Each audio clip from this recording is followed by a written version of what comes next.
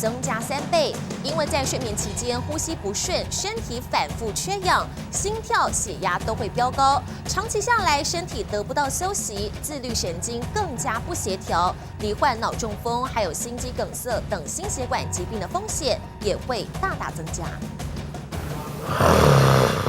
连鼾声如雷不等于睡得香，反而暗藏健康警讯，罹患脑中风的风险甚至增加3倍。呼吸是关键，像这样翻来覆去睡不着，一名55岁的牙医师呼声大，常常被呛醒，醒来之后心跳飙高，想要再睡难上加难，状况持续2年之久，就医确诊是睡眠呼吸中止症，白天好累，心血管的状态也拉警报。处于一个缺氧的状况，那相对的，你的心脏血管的负担会比一般人来得严重。就是因为体内缺氧，所以生理保护机制让心跳加速、血压变高，身体该休息的时候没有休息到，心肌梗塞、脑中风等心血管疾病风险也暴增。那也不见得是非常肥胖，可是因为本身先天上的一些上呼吸道的构造，造成他说他有睡眠呼吸中止的问题。他可能30几岁他就开始有高血压的问题。不止中年体重过重的患者，夜里狂打呼，一直想要上厕所，被呛醒，嘴干，白天嗜睡，还有在外观上面下巴后缩、舌根厚，